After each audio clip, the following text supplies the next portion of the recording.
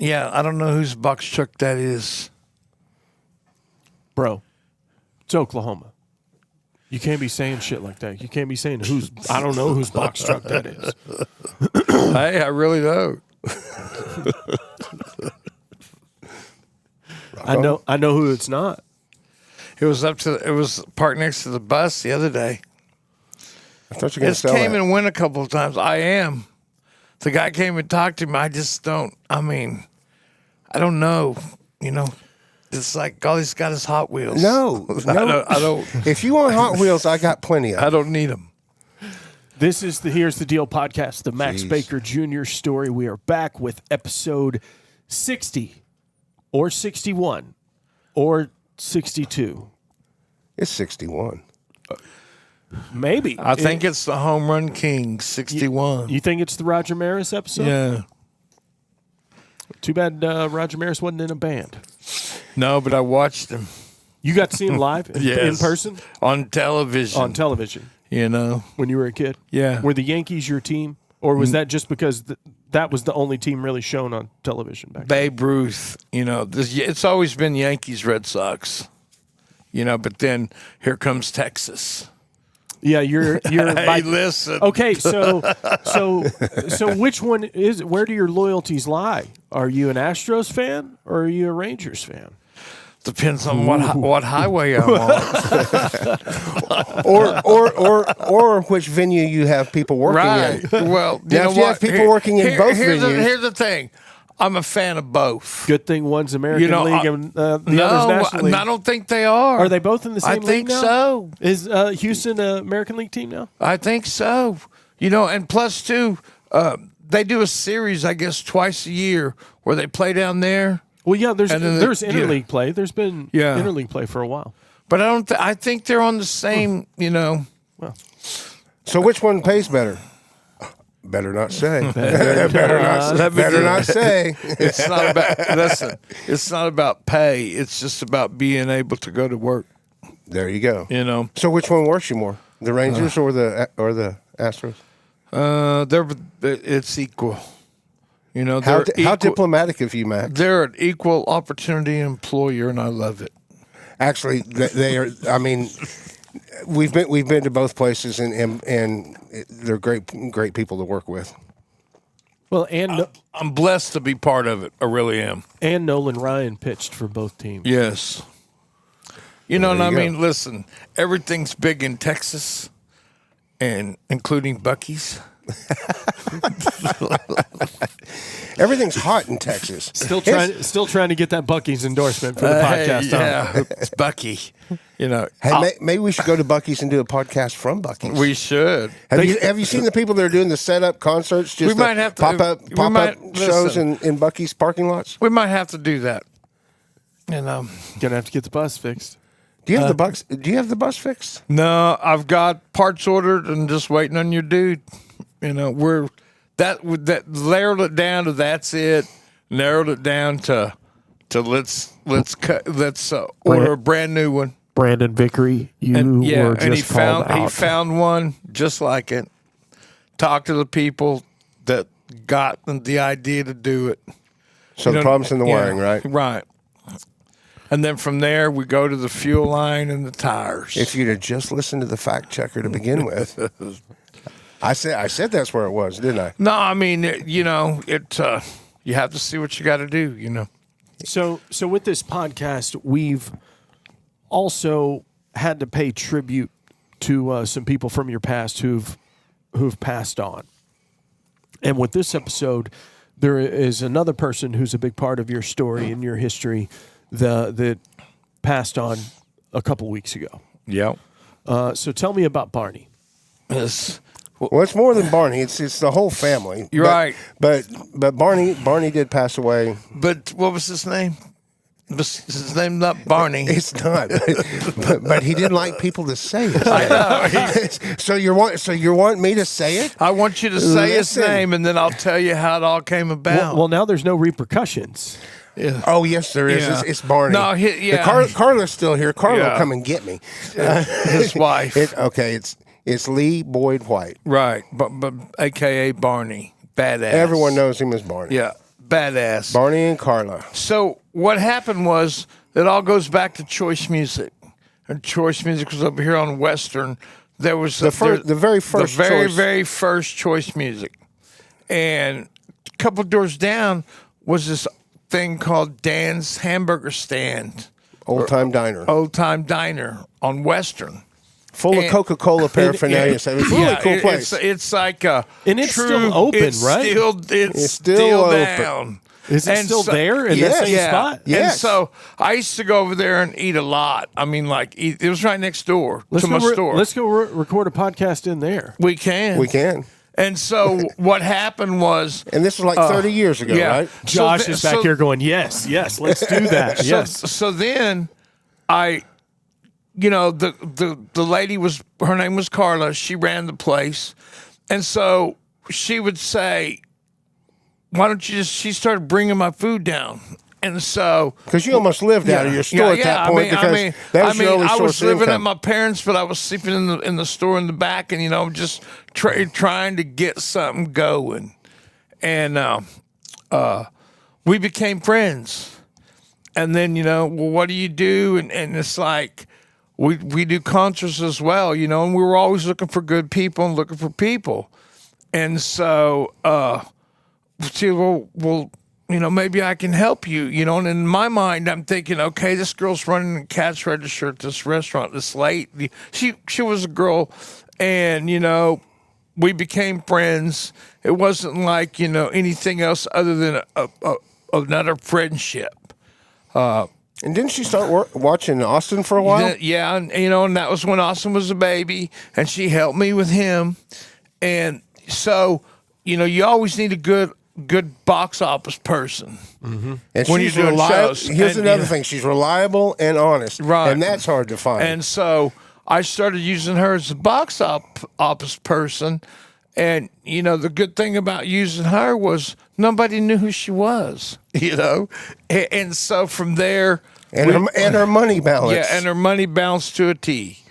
And, like I said, like Jeff said, she was helping me with Austin. She was, like a fan of what I was doing. And so then I met her husband, and Barney, he was a trim carpenter. yeah, he trim carpenter, worked with wood. And very good at it. So you know what? I needed record racks built. Hey, can you do this? Went from one record rack to 2 record racks to... Because Barney could build anything. Right. Anything. Just give him Anything. dimension. And not only would he build it, but he could build it with quality. And better than what you originally told him. He'd make it cooler. It's like they said, it was his piece. But he was intrigued with concerts, and he was a drummer. So, and plus he loved the band Tower of Power. And the Doobie Brothers. And He loved the the Doobie Average Brothers. White Band, and, the Doobies. He was that kind of, that was his thing. So he had good taste. is what Yes. He had good taste. And so, then...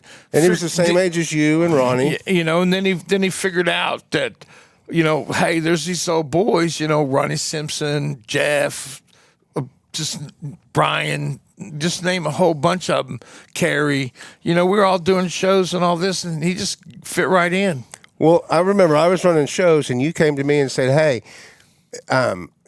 Sonny's used this guy a couple of times because Sonny was running the security, and you said, but he really wants to get into the other side of this rather than He wants to be one of us. And I said, isn't this the guy whose wife that you've been using? And he goes, yeah. He goes, this is Carla's husband. I said, okay. So I have him help me a couple of shows, and Barney knew what I mean. He was smart. He could do shit. If you gave him a task, and even if you were unsure of it, he would help you figure it out. And so I'm like, well, this guy needs to be my assistant. Right. And so I started Hurt teaching my feelings. Well, You've been demoted, Max. Well, no, I mean, because Max was more, I mean, he would. I would show Barney how to do some of the stuff. Yeah, like I was showed him how the box office in a different worked. department. How because he would help me collect the receipts and stuff like that. Carla started helping us buy the catering stuff, And so we had a little team we going. had a little team going, you know. I mean, it wasn't, and it was all there for one thing and one thing only, for the love of music. See, I remember teaching Barney some stuff, and then we had 2 shows or 3 shows in one night. You were doing a show, I was doing a show, and there was this other show, and I told David of DCF, I was like, well, Barney can handle that. He's like, what does Barney know about it? Who's this Barney person? Yeah, he'd been working with and us. I'm like, he's been working for us for a while. And he's like, and I described him to him. He goes, well, I know that guy. And I'm like, well, this guy, I said, he knows more than what you think he does. And so reluctantly, David let him do whatever the small show was, or and of course, Barney and Carla handled it just fine. Right. And so next thing you know, he's starting to do shows with us, and he meets Jerry Bachman, and you know, like I said, everybody liked him, you know, and then he juggled it both, where he was doing shows and he was still doing his wood stuff, but also he had 2 sons, yes, Jason and Justin, and they were young. They were young. I think maybe Jason had just got into his teens, and Justin was younger than that. And so they started learning the concert business. So whenever we do stuff like that at Remington Park or whatever, we'd put like Jason and a couple of stagehands on putting all that fence all the way around the place or whatever. Yeah. And the whole family would be out there working. And really, Barney and Carla and Jason and Justin became part of. It was a family. It was, you know, and it all started, like I said, from my store, meeting the lady selling the hamburgers, you know, and it was all for the love of music. Because the other part of it is too, when we would do bus trips, you know, not say I'd provide meals, I would just go over there. They'd get so mad at me, so I go over there and go, hey, I need 55. I need 55 sack lunches. You ready didn't to go. call ahead? No. She would give me that go to hell look. I mean, and it came to where, you know, like, it started getting heavy where the lady the man that owned it died, and left it to the wife, and things changed. The diner. No, the diner. Yeah, the diner. And for some reason, it just, you know, I mean, sometimes when it was time to go, they didn't care for the bands that would pull up and play in the parking lot, and you know, so I moved across the street. Well, Carla followed you across the street too. Yeah. So I mean, but you know, Barney was dear to my heart. He was also a brother and a family man, which gave me the opportunity to look at, you know, how to raise children, and just an all-around good person. Definitely a good person. And his wife, you know, was very dear to me, and plus, you know, people. When I wanted to be ugly, she was the type of person that would put me in check and make sure that you've had several women like that in your life. But you know what though, I respect each and every one of them. From your mom to your sister, to Lisa McGinnis. I could name a list. Yeah, like I've known several of them. Samantha Coffin. Yeah, you know, they're all Samantha. good. And the other thing about it is they're all great people. You know, and they've all gained your respect. And the other thing of it is, without them, I might not be the person that I am, and you know, it's good to know, no matter where you're at, that there are people truly that, at some point in your life, you know, they truly care, you know? So without one, you would have never been hit by a Corvette. So talking about Barney, I noticed when I came in today that you had hung this picture on the wall behind us. Right. So that's you and Barney, and who's the other one? Is that Tudor? Yeah. Out in front of the Tower Theater. Albert, that's Albert. So that's hey, Albert. So that's a picture out of the newspaper, the Daily Oklahoman. Right. That picture was taken in 1999, March 26. The Daily Oklahoman had the paper at one time. This was the entertainment section, the Right. Weekend Edge. we had taken over the tower. In 1999, that's when that picture was Yeah. taken? So those mullets were 10 years past their expiration date at that point? Well, that's actually Barney had hair down to about his waist then. But anyway, But the other two have mullets. Long live the mullet. But Good Lord. It's made a comeback. That's for sure. What happened was we were going to have we had a blues festival at the tower. The one that didn't happen? No, it happened. And we got press on it. And this was like the first time ever, I think, in my life I had ever gotten press or much less a photo, because we were refurbishing the tower. This is tower history right here.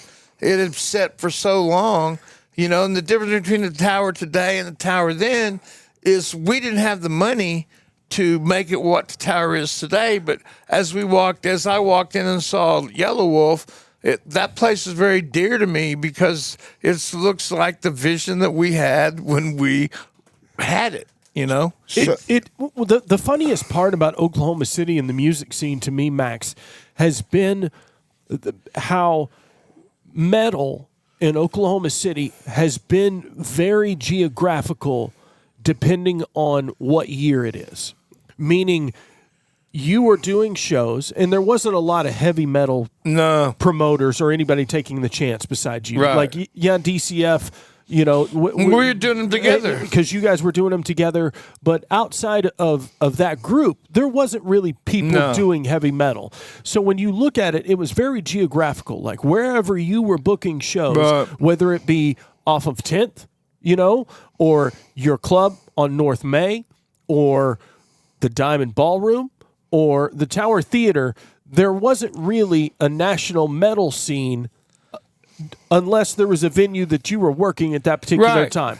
Mm-hmm. Like the old Bricktown Live stuff, those shows. The Bricktown Amphitheater or any of those old places. Yes. Alcatraz. Yes. Alcatraz, Rock City. The other side in Tulsa. It's just like you had a lifespan of, a year or so at each venue. But yes, the flip to that, though, is all the knowledge that I gained to where I'm at today of being able to function, in situations and places that, that I've already been through kind of, but it's a whole different element. So let me ask you a question relating to what you just said. So you're saying that all these happened like for 9 months to a year. Is this, when this picture was taken, had you opened up the tower yet? Yes. This was before, because you got to remember, this was in 99. Slipknot happened in January 9 of months 2000. later. Yes. And Rock City lasted 9 months. Alcatraz lasted 9 months. The Roxy lasted 9 months. The tower lasted 9 months. Right. But it didn't have, but it had Singing the Blues raised the Tower Theater to a new level. Okay, you were talking about Barney helped you build the tower with his skill set of being a carpenter and woodworker. Yes. So what all did you guys have to do to the room? Well, it was dilapidated when we got there. I mean, there was a lot of stuff that we replaced. Because it'd been closed for a while. How long had it been closed? I know at least a year. No, over 10. Yeah, it'd been closed for a while. Because there was water damage in the ceilings. It used to be, a XXX movie theater? Yeah. It was one of the key theaters to the city. But when the city got run down, that place got run down. When that neighborhood got run down, Because it's nothing like it is now. It was like a XXX movie theater back in, what do you say, the 70s, 80s. Yeah. We had friends who worked there. And then the 80s. Of course you did. Actually, we had a friend that lived there. Yeah. Upstairs. who ran it. But it was also a band rehearsal space because that's what he did with the whole floor that he got for working there. So, But a lot of those old movie theaters were sitting there empty, Right. And the 9 months, because they were all single screens, and the movie industry was evolving into this multi-screen, right. cinema style. Yeah, it wasn't like it is today, where now it's vintage and it has a feel to it, So and so that place even had water under the stage when you went in there to open it up. It was it was dilapidated. Yeah. How long did you guys work on it to get it open? At least a couple of months of just doing the minor repairs of what we did. And you guys are putting your own money into it. It was, listen, it was, and this was the reason why the 9 months might only be, is because back then it was hit or miss. You started with what you had in your pocket and you ran as far as you could. If you had a couple of shows that didn't make money, you ran out of money quick. I mean, say like this, say like you did 6 shows and 2 of them were very profitable, but the other 4 lost everything that the profit was, and then you were upside down. You know, I mean, that's how that it's like kind of like gambling. You know, you play for so long, and either you hit and move to another level, or you stay and you fold and you lose everything. And same thing with getting a dilapidated venue going. You get in there and you get as much done as you can before the money runs out. But at some point you go, what? We've got to open. We didn't know anything. We didn't know anything about city officials. We didn't know anything about inspections. We didn't know anything about capacity. Right. Because we tested that, and to this day we were still right. Right. You know, what else? We just didn't know how to contest it properly. Right. Today, that would have never happened. So, you know, a lot of but the thing about it is, though. Now, Barney went in there and repaired the holes in the stage and got it to where bands would come in there. I mean, I think he had to hang some doors. You know, he also used common sense on the cabinets up front where the concession stands were. Mm-hmm. You know, in the office, any repairs in there where we worked out of. I mean, it just, you got to remember, you could walk up and down and do little stuff for days. Absolutely. You know, I mean, but the thing about Barney was he was our friend. He was my friend. His wife is my friend, and I love her dearly. His sons, you know, we're all in like the family of kids growing up together. There's a few of them out there. Unfortunately, Barney and Carla and Jason lost Justin. It was 8 years ago in April. It was 20 days after my brother died. Justin, their youngest son, died. And here's kind of a weird thing. A few years later, my dad dies up in Sturgis. And Barney had done a bunch of when my parents had got their house, had done a bunch of remodeling in their house and built custom cabinets and all this stuff for my mom. And so when my dad died in Sturgis, he had just done the rally in Sturgis, and he got cremated in Sturgis. But his van and him were still up in Sturgis. Okay, so my mom wants to go and see the place where my dad passed. And I'm like, my dad would never go for that. I ain't going for that. We ain't going to do that. And so Barney volunteers to fly up there and get my dad's stuff and my dad and drive him back from Sturgis, South Dakota to Oklahoma. That's the caliber of person that Barney was. You know, I mean, someone that would do anything for you. And, you know, I mean, there's no way to even say thanks for something like that, you know? No. I mean, there's no way. I mean, I remember something else when Max and I went to the funeral. I remember something the night before. Barney's older brother had died, and my dad was an artist. And so my dad designed drew up this scene of a guy riding off into the sunset in a motorcycle, because Barney's brother was into motorcycles or whatever. And that is what they ended up engraving on. They took that picture that my dad did and engraved it on Barney's brother's tombstone. Wow. And I found a picture of it like the day before Barney's funeral. I was like, wow, what is this? Happens to us a lot, Jeff. You know, and so it was really cool. I mean, Max and I went to the funeral and I met Jeff's mom. You had never met Jeff's mom? No. I'm pretty sure I've met your mom.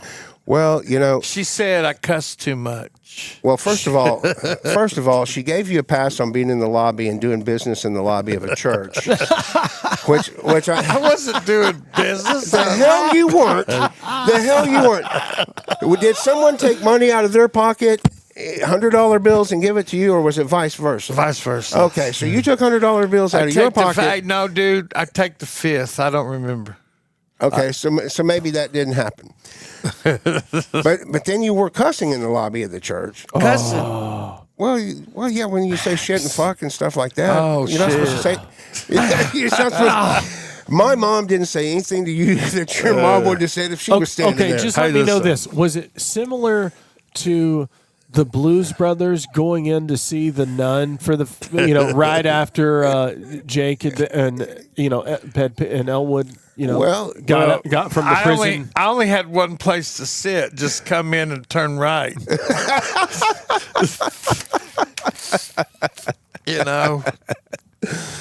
That couldn't go any further, couldn't go down low if I didn't want to. This is where you're going, dude. All right, Jeff. So next time, I'm going to need you to video the interaction with Max. I would have rather bent down and got on the front row, But, hey. We made it down to the front row. We made it down the front row. We were the first guys to be able to go see him, see you later. So your mom listens to the podcast, Jeff? She says she has, but I don't think she has. This is talking to me. I know she has. When people tell me stuff like that. So we'll end this, but I want to end this on this note. Here we go. About Barney and Carla. So, I hope everybody out there understands my love for Insane Clown Posse. Oh, we do, Max. And we do, so, Max. Bringing them to Oklahoma and being part of the juggalos, the juggalettes, psychopathic, and all the things that have come out of that. So I can remember Barney and Carla doing Insane Clown Posse shows with us and blowing the gasket because not really understanding, we're talking about, and Lisa said this before, the story she forgot of how when she first met me was these clown kids were in makeup in Tulsa she said, this is what really was wild about you. They were telling you in clown makeup that they had a baby that they wanted to bring in to see the clowns. And you're like, oh, hell no. And they were dressed up like Violent J, the baby was. So, but getting back to Barney and them. Hold on. Have you seen Violent J's girlfriend?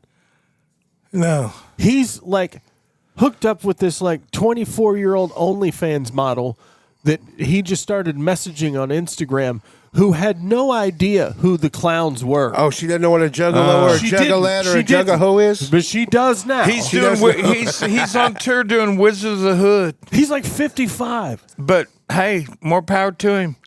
So, but anyway, I can remember there was an incident one time that it was just one of those days where them clown kids could wear on you because Barney was he was a roamer. That's every day, Max. During the shows, he was a roamer, about security, all this. But there was something had happened, I forget, or something had happened to Carla, or just the way all those kids were. But it was pretty much when concerts and things that Vince knows and Jeff knows, when people tell you there all the time, they'll tell you they're done. You hear that most every time. We're done. Every show. Yeah. I'll never want to do this again. I don't want to do it this sucks, whatever the case may be, but then you take the call the next day. But with this time, during this incident, he was like, man, dude, I don't want to do this anymore, He's like, this ain't me. This ain't, it was like a changing of the guard or something. You remember that? Mm-hmm. And basically, he just went on to go and do what he done and live life. Well, he stopped and stopped doing concerts and went into doing woodworking full time and started Barney and Sons with his sons, Right. and they did trim carpentry and high end homes. Up until his last day. No more Fago. No more Fago. Well, no, but I mean, it's just I feel his pain, bro. ICP will do that to you. if you do a lot of them, Their fans, and it's their fans. It's not the band. It's the fans. Yeah, but if you look at it this way, okay, that was 15 years ago. You know, the ones that still go back. No, in 50, how have they progressed in life in 15? You know, I mean, And you know, Barney came back when I was at the Diamond, running the Diamond. Him and Carla and Justin and Jason came in and rebuilt the bars, the original bars. And I guess that was like in maybe 2013, 14, 15, whatever. And they stayed around and did a few shows. And Barney's like, nope. He says, you know, I remember doing this. And he says, and I got my woodwork. And he goes, I'm going on about my way. And that was it. That was it. You know, I mean, hey, listen, it's the greatest thing in the world. But then, too, it can also be the worst thing in the world, you know, if you don't want to do it anymore, you know, and that's when you need to know. But there's always something better to come along. Oh, and it was looking back at it, it was the right choice for him because, you know, he got to work with his sons and stuff. He started a family or started a business that he was able to leave to the family, able to leave to Jason and Carla. And so he actually made the right move. You know, everything happens for a reason. Hey, I love him. I do too, and I'm going to miss him. That's it.